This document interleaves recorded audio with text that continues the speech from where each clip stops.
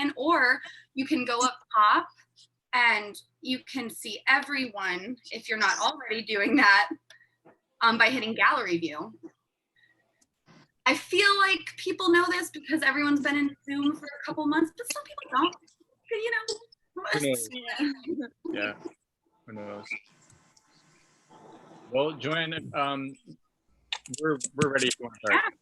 All right. Yep, and we'll keep admitting people as they come. All right, guys. Thank you for joining us for another Thursday stand-up Zoom show with the Tiny Cupboard.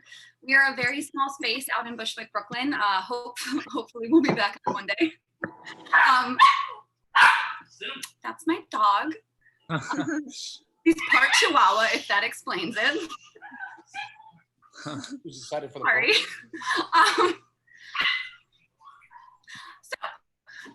Yes, we'll be back there one day, hopefully, but until then, we're gonna keep doing shows on Zoom. We have new comedians each week. It's been so awesome so far, and our Zoom audiences have been great. We have some people coming back and new people all the time, so thank you. We do work off of donations. The Tiny Cupboard is surviving on donations, so if you feel so inclined, we'll put that info in the chat, and we'll talk about that later too. For now, though, since we are a couple minutes in, I want to just kick this off and jump right into our first comedian. Everyone, if you feel comfortable, we're going on YouTube Live, so turn your videos on, turn your mics on, and give it up for Aivy Cordova! Yeah, we clearly haven't met. My name's Ivy. Hi. Sorry. Easy mistake. I don't know why my mom put an A in the front of my name. It's maybe because we're Asian and she was hoping it would steer me in a certain direction. Not quite, unfortunately. My mom's Filipino. I don't have a tiger mom or anything like that. You know, those crazy stereotypical like Asian moms that want the best for their children, but at the expense of their childhood. I absolutely did not have that. Like I said, my mom's Filipino, so I had less of a tiger mom and more like a cage fighter with a flip-flop. That was my upbringing. If you guys know any Filipino people in your life.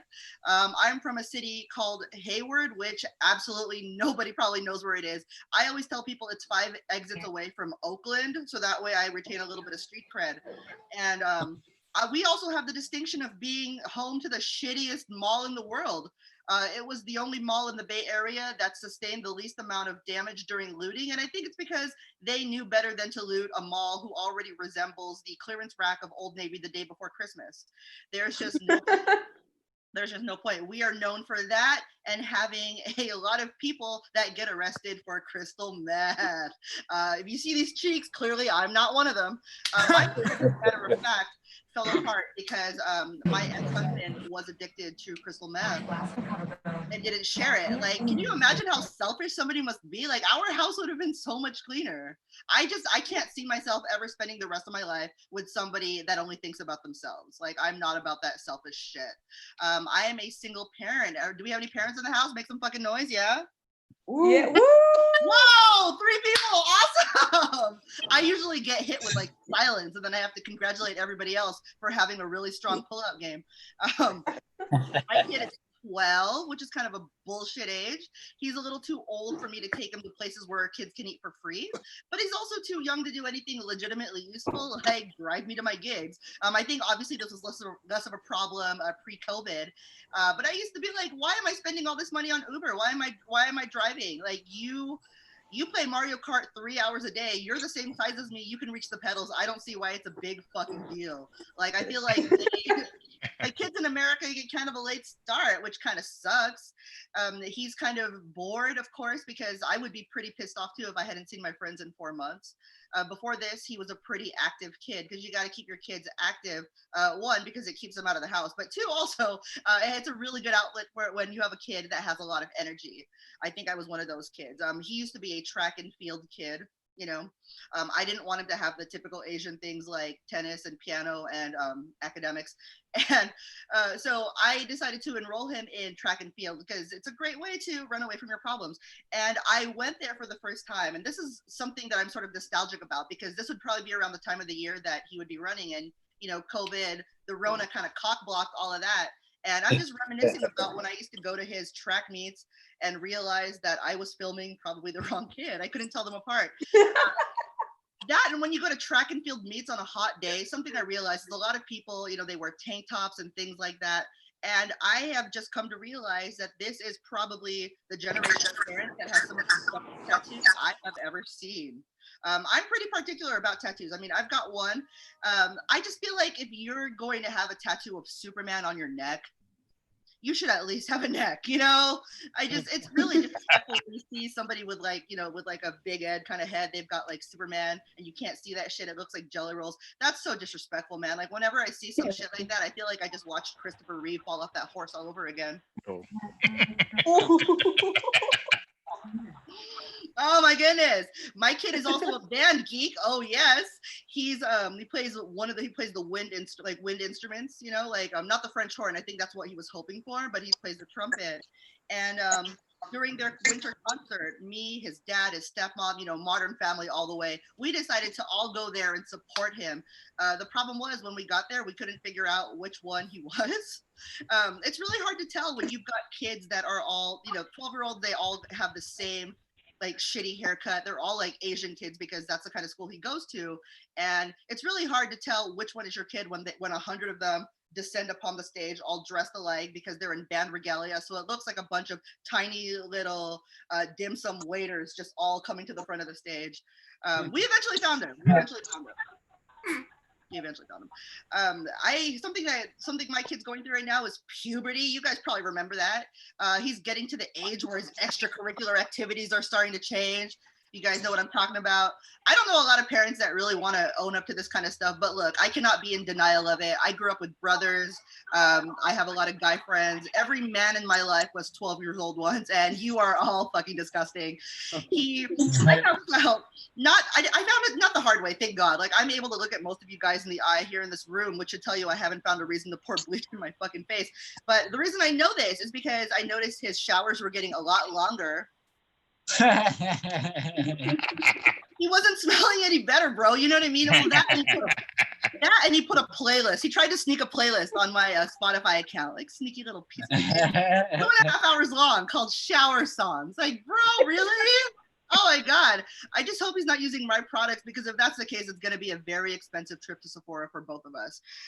Him being 12 and me being a single parent basically means our relationship is down to us just trying not to catch each other jerking off. Anybody else? Like, I haven't seen anybody during the Rona, which I'll get to in a little bit.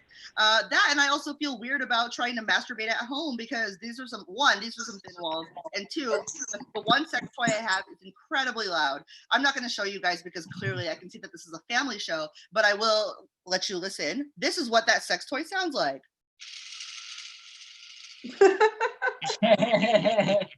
You guys hear that shit? Can you imagine me getting on the phone trying to have phone sex with somebody and then I bust that bad boy out? They are going to ask me if I am jacking off in the middle of Jamba Juice. That's not a good look for anybody.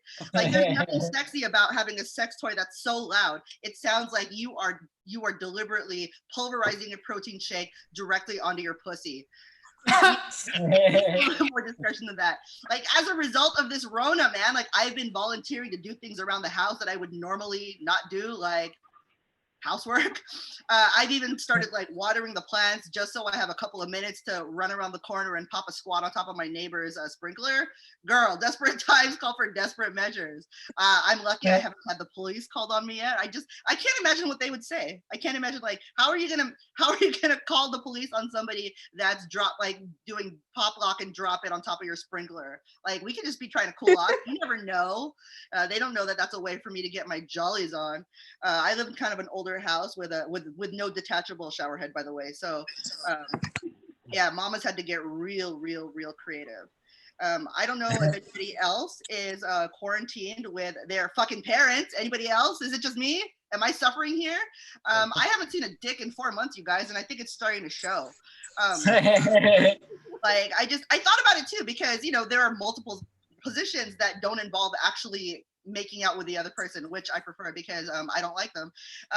But, and I thought about what my options were. I could do doggy style, I could do reverse cowgirl, I could stick my head out the window or the sunroof or wherever the fuck we're having sex. And I thought about it. But then again, I realized that is potentially really selfish and deadly, because what if one of my potential fuck buddies has COVID? I go over there just to get my nut on, and then I pass it to my parents, and then they fucking die. Can you imagine how embarrassing it would have to be for me to put that on the GoFundMe that I'm going to set up for their funeral?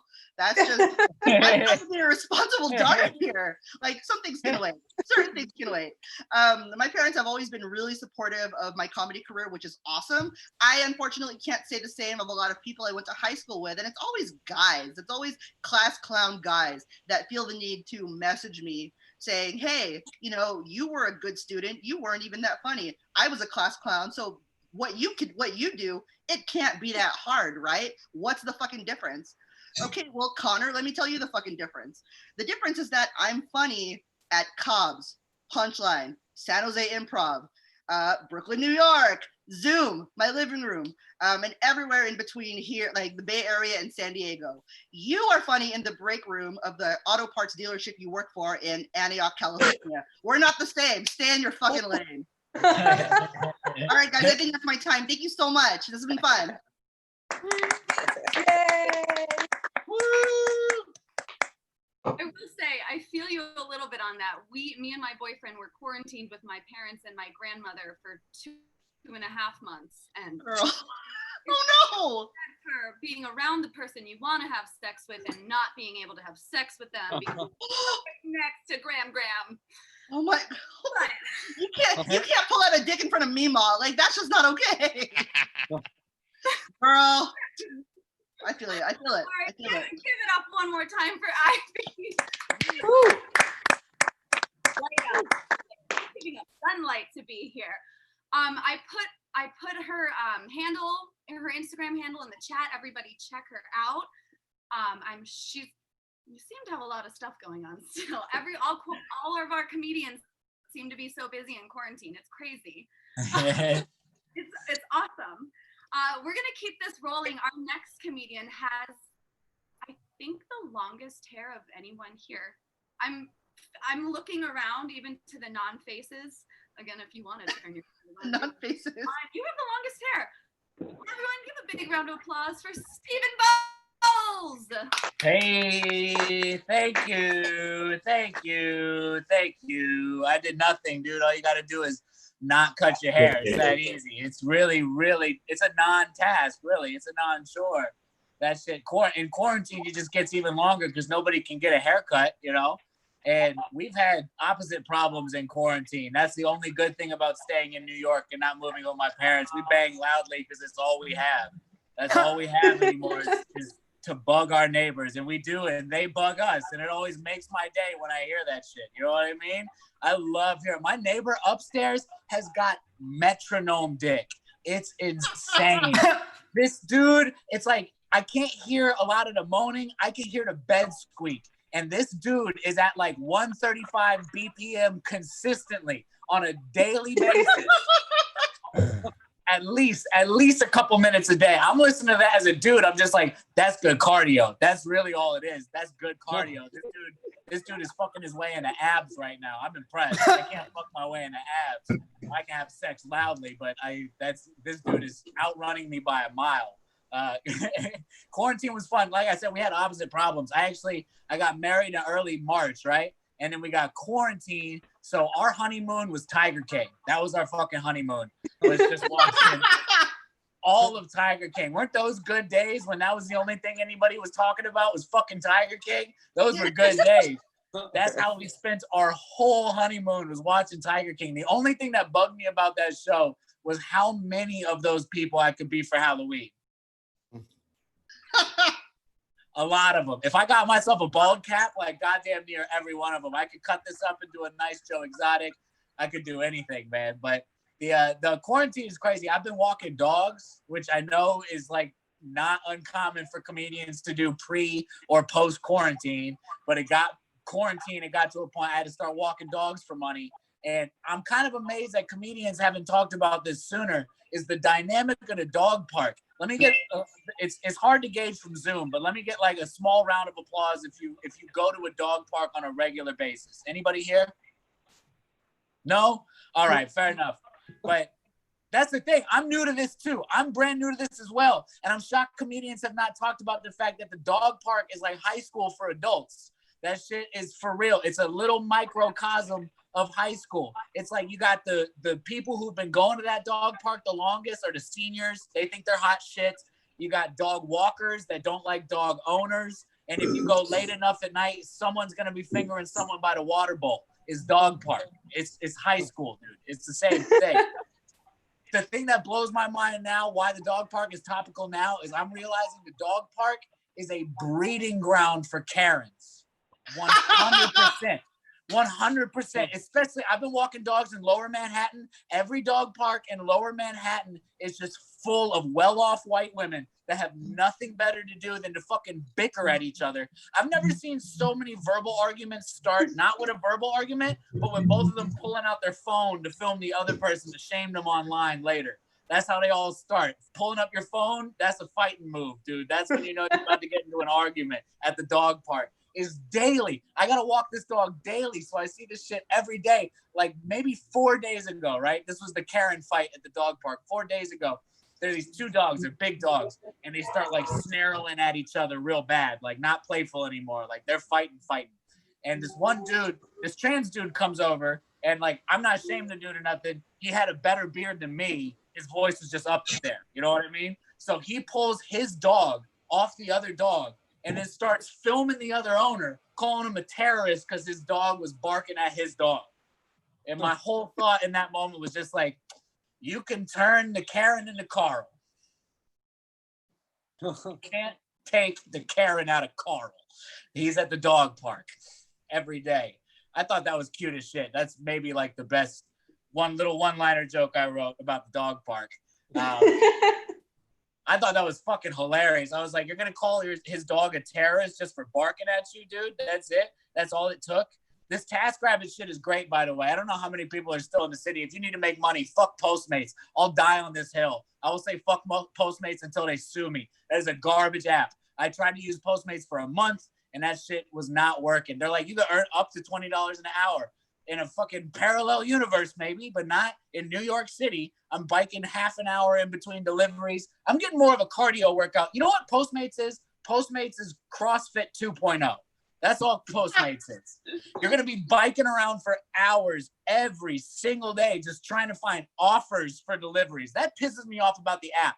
When they give you food to deliver, they call it a food offer, a delivery offer. And I'm like, why don't you fucking offer me more work, you fucking app?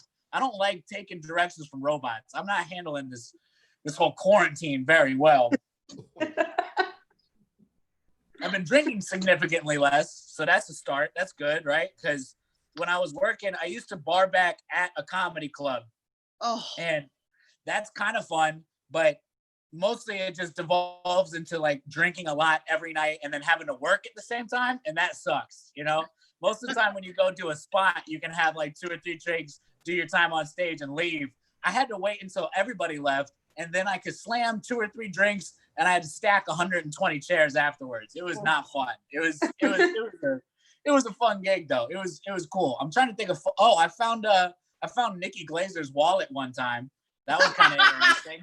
Yeah, because dude, it was so weird. It was like 4 p.m. right, and this dude comes into the club before we open, and he goes, "I found this wallet outside, and I think it's a comedian's." And we're like, you sound like a fucking stalker, and you stole this and took all the money, and you saw someone leave the club. Until we opened the wallet, and it's fucking Nikki Glazer's ID. And I'm like, oh, she's a pretty recognizable comedian. I fucking totally judged this dude on accident. So I texted her on Instagram, and she came by the club to pick it up, which was really nice. I would like to point out to the young comics, I did not hold it hostage and make her watch my 5-minute take first. I just gave the wallet back.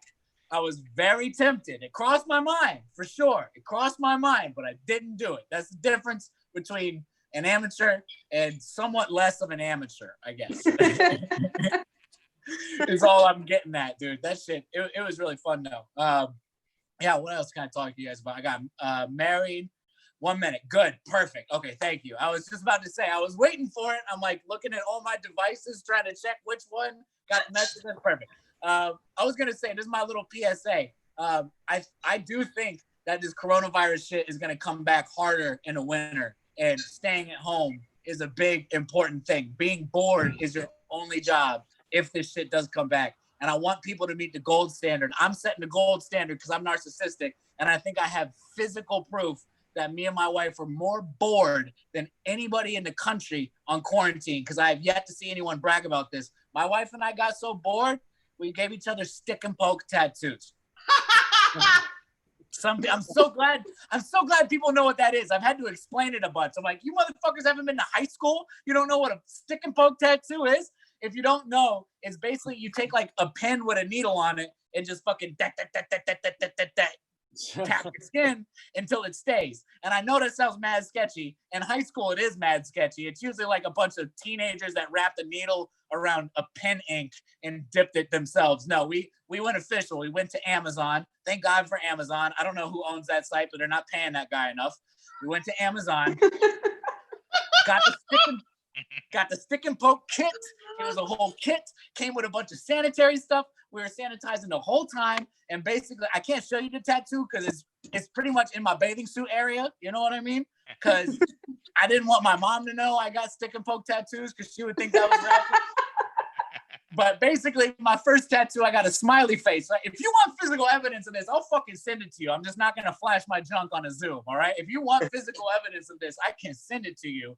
But the physical evidence, I have one tattoo of a smiley face. That was a trial run. And then I have another tattoo of a game of tic-tac-toe that my friends played on my leg.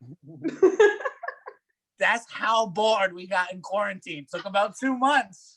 But man, that killed an evening. It killed an evening real well. That's got to be my time. It is on my leg. I just show that one. No, it's in my bathing suit area. Like I said, I got to make sure that even if I'm in my boxers around my mom, she's not going to see this shit. You know what I mean? That was the whole point of getting it that close in that area. So like I said, DM me. I'll send you whatever graphic shit you want to see, but not on the Zoom. I might have said too much. Joanna, you gotta take the mic from me. I'm not for Stephen.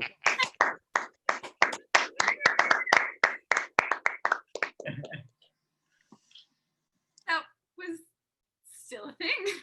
I didn't know you could do that. I've learned something new tonight.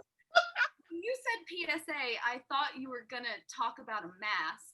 That's where my head went. So not only talk. Wear your mask too. Wear your mask too.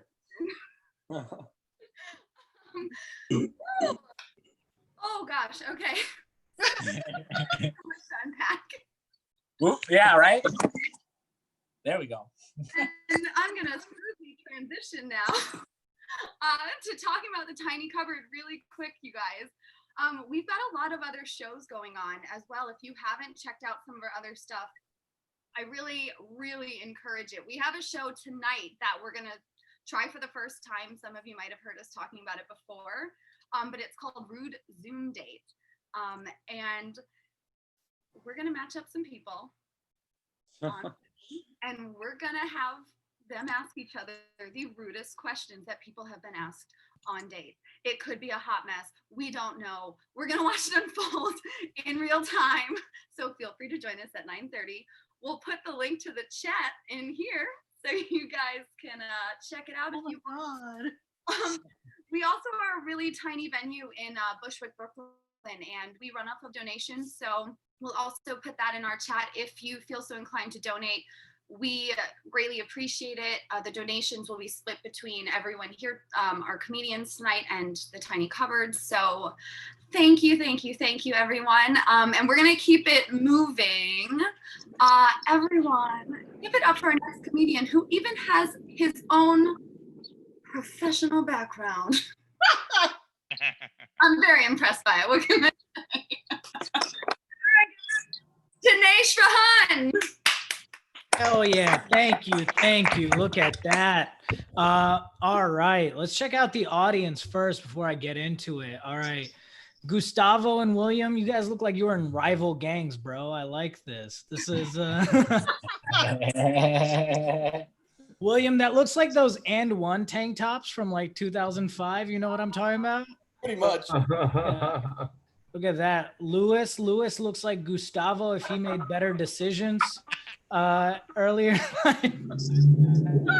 I like how we spent the last minute of Steven's set with Nancy just trying to see his dick.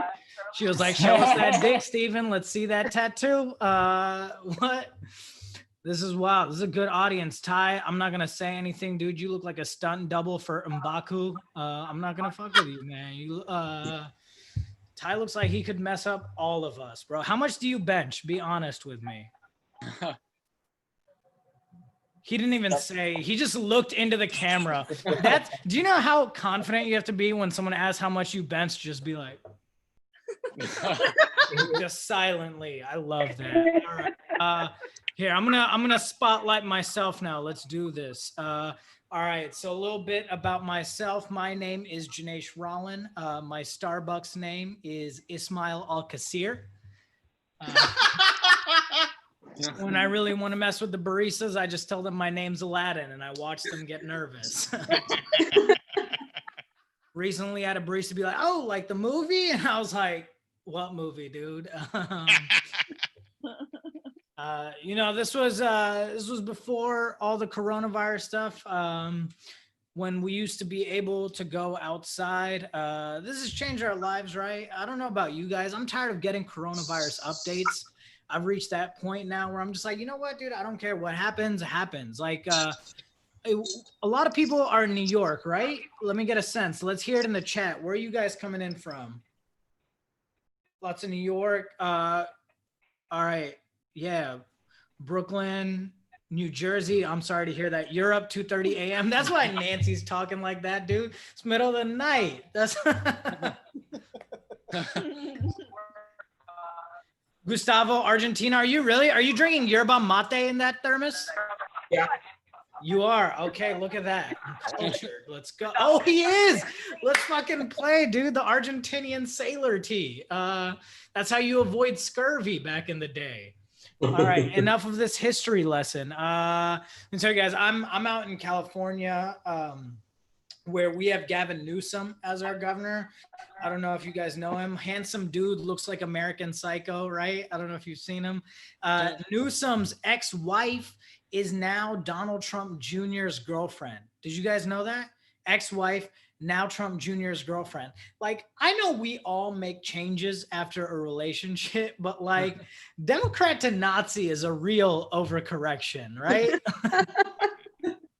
Like, that's some pretty wild shit, dude. And he's in the news every other day laying out a plan that's both vague and specific at the same time. It's like phase 3, we get bowling alleys, but no mini golf. Phase 4, socially distant hand jobs, gloves on, folks. It's wild. Like, it's very much changed the way we live, right? Like, I went grocery shopping the other day, and grocery shopping is like the new going out. Right? Like, you got to plan your outfit, figure out where they have the shortest lines. Like, depending on how much you want to play, you got to plan out like all the spots you're hitting. You're like, all right, dude, you know, we're going to start out at Safeway, but that shit gets boring fast. So we're going to make our way over to Trader Joe's. And after that, if we really want to turn up, we're going to Whole Foods, baby. Okay. Like, buying meat from Whole Foods is the quarantine version of bottle service. You guys realize that, right? You're like, it's been a long week, dude. I gotta treat myself. I was in Trader Joe's recently, and a guy sneezed, and a lady shouted, "Get down!" Like we were in 2006 Baghdad. He did sneeze into his own mask, though, so it was kind of like a suicide bombing, you know? I just like how much fear a sneeze causes now. Like, if someone stares at you for 20 minutes, you'd be like, this is weird. But if they sneeze in your direction, you're like, this is assault, dude. Like, we got to put this dude in jail.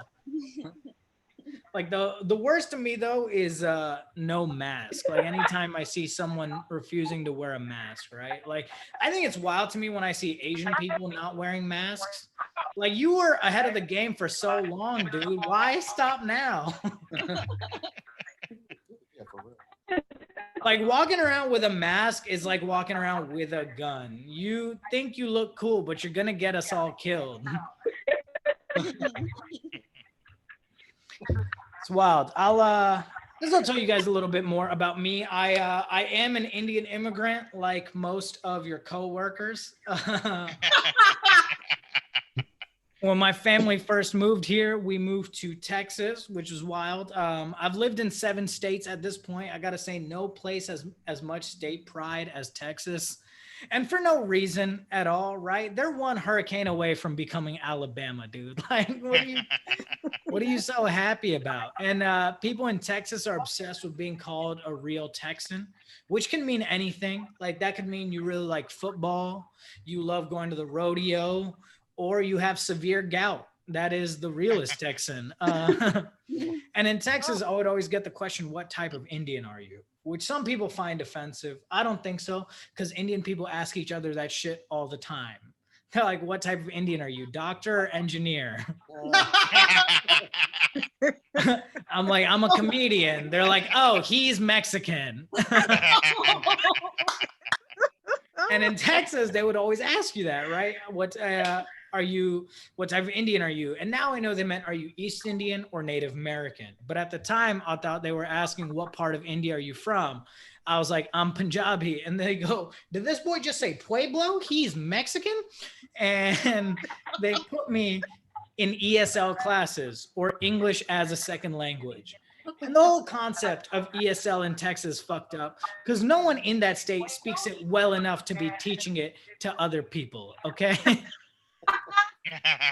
But I loved my ESL class, dude. It was me, 10 Mexican kids, right? 11 brown kids in one room. People thought we were the school soccer team. It was awesome. But we got along super well because our cultures have so much in common. Like, we both come from big families. We both make awesome music. We both grow mustaches at an early age. Boys and girls. But what was messed up is I ended up learning more Spanish than English, but I still had an Indian accent.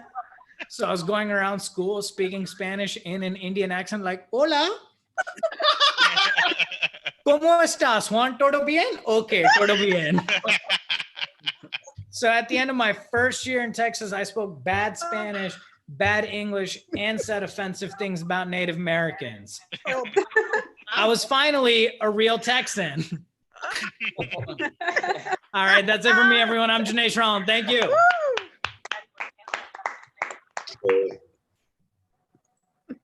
Oh my God. That actually brought back a lot of memories for me. I'm from New York originally, but I was a military brat, and when I got moved down south, my first day coming home from school, I cried, and my mother asked me why, and I said, I can't understand my teacher. So I feel y'all a little, just a little. It's a different kind of world in certain places.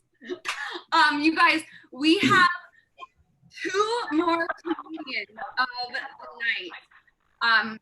I really encourage everyone to turn on your videos if you feel comfortable, and definitely your sound, to let the comedians know that you're having a good time, because they're friggin' hysterical tonight. We have our show right after this at 9:30, Rude Zoom date, you guys. We put the link in the chat. If you would like to join us, just click the link. It'll guide you to the right place. And we are running just actually perfectly on time. So I'm just gonna go ahead and introduce, got a lot of screens on my computer, sorry. I'm gonna go ahead and introduce our next comedian. All right, does he have his, yes. Oh, and he already has his Instagram handle up. Everyone, give it up for Ghibran Saleem. Woo! All right. Thank you guys for having me. I haven't actually met Joanne before. I was very curious how she was going to pronounce my name. Very close. Very close. It's a soft G. It's like LeBron with a G. That's the easiest way. Yeah, it's always so exciting for me when someone doesn't know me well or hasn't said my name out loud before, and I get to watch them like you can see the eye movement. They're like looking around as if there's like a pronunciation of my name on their wall. It's very exciting. You did a great job, Softy. It's like, you know, it's Ghibran. It's not Janesh. I feel like some of you guys may have Janesh's screen highlighted right now. Different people. I'm more like if I shaved and took his hat off. But this is great. I love Zoom comedy. I'm no lie baking a pizza right now. You can't do that at an actual stand-up show. I cannot go to the back and microwave a pizza, although I'm baking it. I do feel like I'm at a Grand Theft Auto 5 meetup group, so that's exciting. Ty, are you driving in a car inside your house? The angle on your seat, it's not even like a regular computer chair. It's like a Mercedes like XL class computer chair. And I feel like you might be low-key an Uber driver. Just not paying attention to the road or the passengers whatsoever. Yeah, I guess I'll try and do more crowd work. I don't know. Some couples, Katie and Colin, awesome. Good to see you. I don't know any of you, Amy and Matt, the Toddy Cupboard crew. My name is Ghibran, as I mentioned earlier. I'm doing okay. I just had 2 Sour Patch edibles. They probably won't kick in until after the pizza's done. I don't know why I need to prove it to you, but they're called Stony Patch instead of Sour Patch. And they have 1 eye. I don't know how many eyes Sour Patch Kids typically have, but the Stony Patch Kids only have 1 eye, which is not a good look if you smoke a lot of weed, because that's just one giant red eye on your face that's getting everything away. I love it. I'm in Brooklyn, New York. Yeah, I'm in Brooklyn, New York. It's okay. I saw my family like a week or 2 ago. I got a COVID test. I went to saw them, and I don't know if any of you guys have ever had to do this before, but I had to cut my mom's toenails. Oh. Yeah, it's not like a normal everyday activity. I know that's not normal. I'm very aware that that's not like a thing a child does on the reg, but I had to do it because my mom. So my mom, we're from Pakistan. Pakistan, that's the translation. It's very we're pretty laid back. I'm not religious. Technically, I'm considered like a progressive Muslim. Oh my God, I'm extremely progressive. I'm Jewish. I'm out there. Pretty laid back. Not really like just the tip. And so my mom, when my mom was little, my mom had polio. And Pakistan got the vaccine later than everyone. So my mom got cured, but she now, as an older lady, has post-polio syndrome, meaning she has limited mobility in her arms. Her hands work, but her arms are slightly like marshmallowy, if that's an act. So I basically had to cut my mom's toenails. She asked me to, and I couldn't say no, you know? And Pakistan, by the way, it's one of the only countries in the world that still has polio.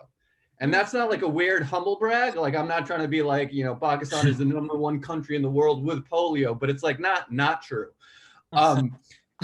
So, I mean, only a small amount of people have it. Probably like 2 kids, a doctor, and my mom. But my mom asked me to cut her toenails, and I didn't want to, but I couldn't really say no. And my mom's an old lady.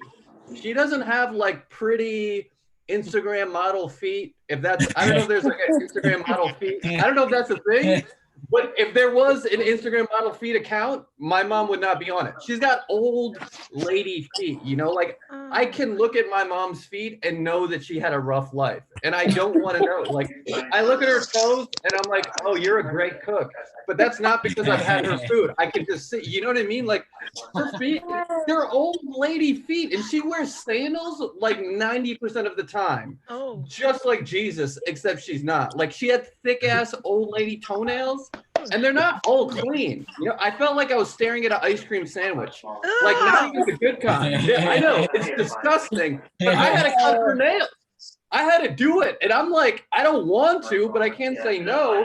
But, you know, I have all the supplies. Like, luckily there's a pandemic, and I'm not trying to upvote the pandemic, but I had a face mask on. I put gloves on. I put on sunglasses. I put hand sanitizer on my mom's feet, which is not where hand sanitizer is supposed to go. I'm trying to be extra cautious.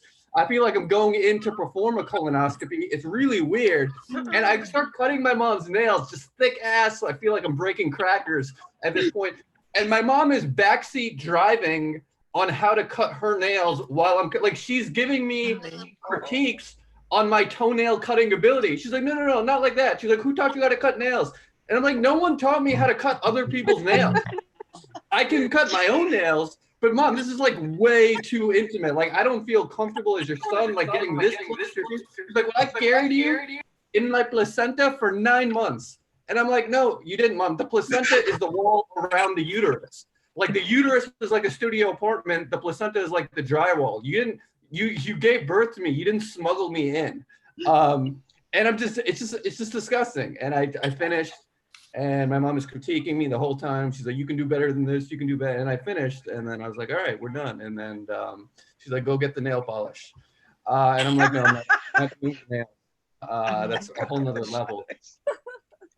You guys, so I moved in with my mom when I was 12 years old. My parents got divorced. Long story short, 12 years old, I moved in with my mom, and I was right about to go to high school. And my mom, a lot of brown parents typically don't really give you a sex talk, or you just don't really talk about sex. But my mom tried to give me a sex talk when I was 12 years old. And it was so optimistic, it was alarming. I remember we were in a van. It was like her van. It wasn't like a random van that she kidnapped me in. That would be. We were like in this van. It's just like this old Dodge Caravan. It's like purplish gray. It's kind of like a blueberry that fell down at a grocery store and no one picked it up. That was like, anyways, I'm sitting and my mom just starts randomly like freestyling a sex talk. It's definitely unscripted. Like she's just off the top of the dome. She's just dropping out like a quick 16, just like lyrics for days. And she's just going. And I don't even know what she's talking about at first because she doesn't say sex. She called it fun time. Like, and then this is what she's like, Ghibran, you're a growing person and you're going to be thinking about a lot of fun time. And I'm like, what the hell is amusement park? And I just want you to be careful with fun time because, there's these girls that are really going to like you. And I'm like, what? They're going to like, that's a lot just to hear that. She's like, no, they're really going to like you. And you're a good boy. You're not going to want to have fun time with them, but they're going to want to have fun time with you. And they're going to come after you. And even if you don't want to, they're going to chase you down. And there's going to be a very, very strong girl who's going to tackle you down. And eventually you're going to fall in love with that girl and then get married. Like, mom, did I just get assaulted? It sounds like I'm getting Me Too'd for the first time that I'm hooking up with someone ever. And I was like, wow, these girls are just going to force themselves on. I'm only 12 years old. I can't handle that. But I'm just like, yo, I had no confidence. My mom told me that story. I was like, yo, my shit's dope. I don't even know what that means. But in my head, I was like, yo, this is crazy. Girls are going to tackle me. This is amazing. I walked into school with all that confidence. The first time I ever got an A+ in English class at Miss Michaels, she drew a smiley face on it. So I took the test and I walked up to her and I was like, Miss Michaels, are you going to tackle me now? And she's like, what? And I'm like, never mind. I butchered that ending to a new story, but we wrote it. Okay, awkward silence. You got like my purple t-shirt? Ha! Yeah. It's so randomly purple.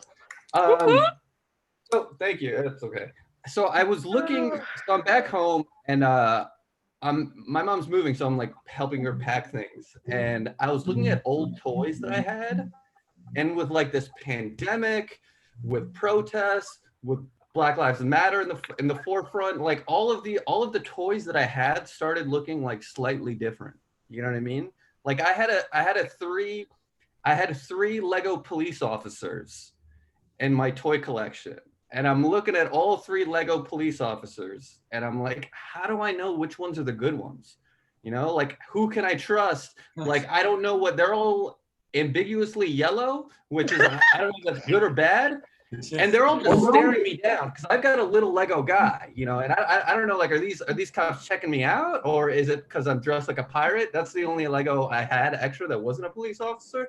And I'm looking at it, I'm like, man, I don't. So I look at the first police officer, and you know, sunglasses, had this weird grin, which I didn't trust on a Lego police officer. You know, it had like this, like it was almost as if to say, I shoot first, which it was weird for a Lego police officer to even say that. But I'm like, all right, you might be racist. So then the next police officer of these 3 Legos, the second one had was holding handcuffs. And I'm like, well, I didn't even commit a crime. So it's weird that you already have the handcuffs pulled out. And I'm like, I don't know. And then I look at the last one. The last one is a stormtrooper. And I'm like, well, I don't know who's racist and who isn't. So I take off the stormtrooper's helmet and its head popped off. I was like, oh shit. I think that was the good one. Because the only good cop is a dead one. Am I right? No, I don't feel like that. That's not true. I don't agree with that. That's not true.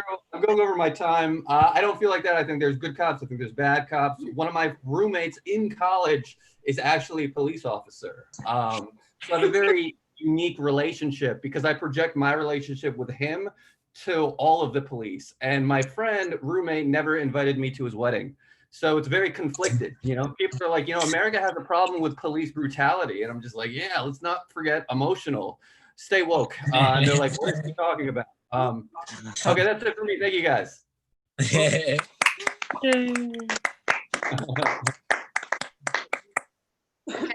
This might just be a personal opinion. I don't know if anyone else feels this way, but I feel like I would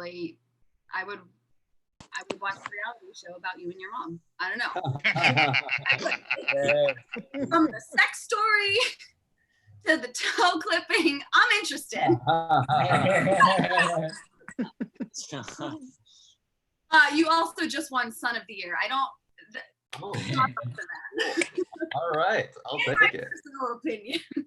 Thank you. You guys, we've got one more comedian left. Thanks for sticking around with us. We're the Tiny Cupboard in Bushwick, Brooklyn. Hopefully we'll be back in our space soon. Actually, Joanne. Yeah. So on July 11th, we're going to try one rooftop show. But it's going to be a social distance show. Where are we? Did I go out? Yeah, you're freezing. Kind of half and half. Oh, shoot. Oh, okay. Can you hear me now? Yes. Okay. We're going to try one rooftop show in July, on July 10th, and we'll see how it goes. But everyone's going to be 6 feet apart, and we'll ease into live comedy, but we'll still do this. We'll be here for you Thursdays, 8 p.m. Eastern Standard Time, everyone. We love our audience here. You guys are always great. We've got a lot of people that keep coming back and a lot of new people, and we really appreciate you. And if you feel so inclined to donate, again, the Tiny Cupboard runs off of donation, then that gets split up between everyone putting the show on for you. So thank you in advance. And I'm gonna just introduce our final comedian of the night. Everyone, give it up for Jessica. Your last name, Brodkin. Really quickly. Brodkin? Woo! Thank you. Hi. Thank you so much. I'm so happy to be here. Okay, can we pin me? Okay, no. Okay, hi. Thank you for having me. Welcome to You Were in My Brooklyn Apartment. I loved, I'm really enjoying the show. Ghibran is so funny. Reminded me of my own family. I am half Russian, half Iranian. So I am all of America's enemies in one person. And all I want is like a Chinese or North Korean baby daddy, you know, and then we can just create the Antichrist, you know, take over the world. So that's my dream. Somebody make it happen. Thank you. Yeah. The Russian side of the family is the one I'm closest to, and they were definitely more crazy. My grandmother used to melt all of our ice cream before serving it to us. Like, what's more Russian than that? Like, oh, you love this? Let's destroy it. Like, why should you have why should you have why should you have joy in your stomach, cold in your stomach when there's cold in your heart? And that was my grandmother. I'm divorced. I got divorced when I was 34, and then I accidentally I had a rebound, and I accidentally had sex with a 24-year-old. I did, because he lied about his age. He told me he was 18. Super inappropriate. I'm sure there are people here in their 20s, people in their 30s and beyond. And things are just so different. Like when I was 25 and a condom would break, I would cry and get plan B. When I was 35 and a condom broke, I was like, maybe this is it. That was really, I lived in the South for a really long time, which I don't recommend. I'm from New York, and I lived in the South, and I lived right next door to a civil rights reenactor. Civil War reenactor. I get them so confused. They have such similar values. Like, why would you reenact something where you're a loser? I don't understand. Like, if that were the case, I'd be a junior high school reenactor, you know? Like, this time I'll use proactive and not join the math team. Jessica will rise again. So now I'm 38. I'm almost 39, which is crazy. And I don't have any kids. I wanted them, but I don't have any kids. So I just opened a TikTok account. And now I have an army of tweens who just tell me I'm old and stupid. So I feel like a mom, you know? It's a much cheaper way to become a parent. I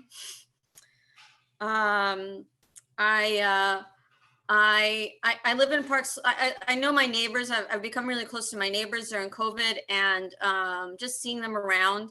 And one of them was very, very upset. And he was like, Jess, you look so mad at me. You look so mad at me. I don't understand. You're so angry. And I'm like, I'm not angry. It's just that my Botox has wore off. and now you visibly know how much I hate you. I just can't. Sorry, too much. All right, you guys are just you by yourself. Ivy's encouraging me to be a single mom. Thanks, Ivy. Maybe we'll see what happens. I'm a really spiritual person, and I'm like I feel very connected to the universe. And I was like, you know, God, give me an entrepreneur. And he was like, okay, drug dealer. It's just like really not what I wanted. Not what I was looking for. My super has been ignoring all of my messages, which makes me feel like we're dating now. My toilet is leaking all over the floor, but at least one of us is getting wet. I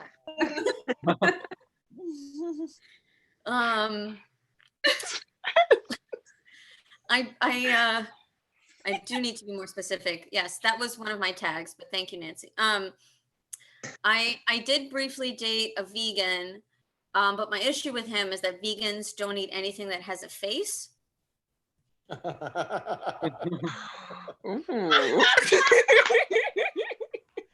And when you're a woman, that's a problem. It's a problem.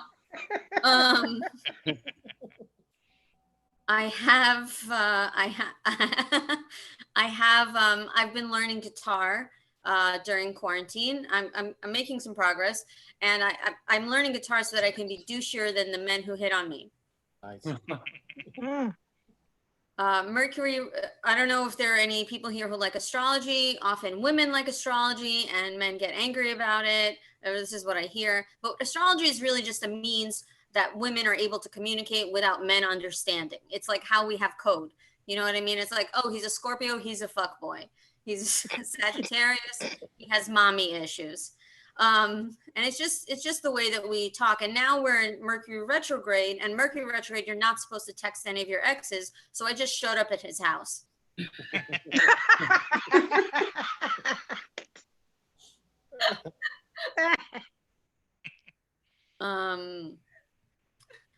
Yeah, okay. So my dog died recently, which is really sad for me. I was obsessed with my dog. And it's very sad that animals have such short lives, but distant relatives seem to live forever. No. Okay, I'm tired of fighting with them. It's a great time. Okay, so yeah, when my dog was dying, I went and I quarantined with my parents. I stayed there when he was crossing over, when my dog was like kind of in hospice. And I lived with my parents, and I got nervous. They're in their 60s, and I got nervous every time they left. But I also felt relieved that I could finally masturbate. Okay. Yeah. I haven't lived with anybody for a long time. I haven't. Okay. What else can I say to you? I had a spiritual awakening. I basically started, I was very depressed, and then I started meditating, and I meditated for a long, long time. And all of a sudden I started, I thought that I was bipolar. Turns out I wasn't. I was misdiagnosed. And I just started meditating, and then I started to hear voices that were like telling me positive things. And my doctor's like, you're not, and the voices were like, you're not bipolar. So I'm like, okay, great. Not bipolar, schizophrenic. Just kidding. I'm not schizophrenic. I am a healer. That's my day job, is that I'm a spiritual healer. And anyway, I don't have any more jokes for that. I'm over my time. Anyway, thank you so much for having me. I'm at Jessica Brodkin, and yeah, thank you so much. Thank you, Tiny Cupboard. And give it up for all of our other comedians tonight. Again, we are the Tiny Cupboard. We're putting on the show for you every Thursday. We'll be here even when things are, when we start going in our space, we'll still do the show. So come and join us. And if you feel so inclined, come and check out the Rude Zoom date. Tonight at 9:30, we put the link in there. All of our comedians' Instagrams are in our chat. If you want to look them up, please do so. They're all keeping really, really busy. Everyone has other shows. I think someone else had another show tonight. So check them out. That's been our show. Thank you guys so much. Cool. Thank you, Joanne. Joanne. If you are in Brooklyn, I guess my Wi-Fi went out, but if you are in Brooklyn, we do have a rooftop show, or New York City. We have a rooftop show we're trying out a week from now. And everyone's going to be 6 feet apart and kind of spaced out. It's going to be our first show in like 5 months or something. So we're doing that, but we're also going to keep doing these virtual shows. So yeah. Instagram, we'll update. Yeah. Well, yeah, check our website, check our email list, whatever, Instagram. But yeah, we'll see you guys really soon. Thanks for coming out. Thanks, everyone. Bye. Thank you. Thank you. Oh, it's just nice to see faces. It's just so nice to see faces. Hi. I haven't gone out all week long. Like, I really stuck to the don't go out this week, and it got to me. I'm going crazy. Yeah, we always take walks. So, Yeah. so that's a thing. I've been hanging out with my dog in our concrete backyard. That's about what my life has been this week. I'm at my boyfriend's work desk, and he's on conference calls all day. I've got a 9-to-5 job. So I guess I'll go out back. So yeah, it's been me and my dog, and it's just so lovely to see human faces every Thursday. Jessica, see ya. Jessica, you're awesome. Thank you Jessica, so much. I feel like you're into the Enneagram and Myers-Briggs. That's the vibe. Yeah. That I'm into both. Yeah, you're into both. Yeah, I just learned about Enneagram. Do you know what number? So I just took the test. I found out do you know what yours is? I I'm don't like know. I'm a 4. I'm a 4. I'm a Oh, 4 and a nice. 2. Yeah, 4 and 2. Nice. Play I thought piano. you were Yes, smart. I do play piano. I play piano. I usually tell jokes like one-liners and play the Moonlight Sonata. And I like to do like dirty jokes, which I guess I did tonight. Like, Yeah. We'll integrate the piano next Yay. time. yeah, I'll do it next time. Okay. Oh my gosh, yeah, hell yeah. But I'm Me also too. on that. Musical comedy night, yeah. Hell yeah. Yeah. That's such a, yeah, we're gonna just kiss serenade us. Sounds good. And I'm getting better at guitar. I'm getting better. Guys, we'll see you next week. I think we have to log out because we're gonna set up for Oh, right, you have your other show. Oh, wait, are you gonna play? I'll play next time. Okay. Okay. I'll play Nice. next time. We'll I'll practice. organize a musical comedy night. It's actually Okay, a good sounds idea. good. All right. Thank All you right. for having me. Bye. See ya. Bye. Bye, everyone. Bye. Uh, Bye, Marie. See you, William.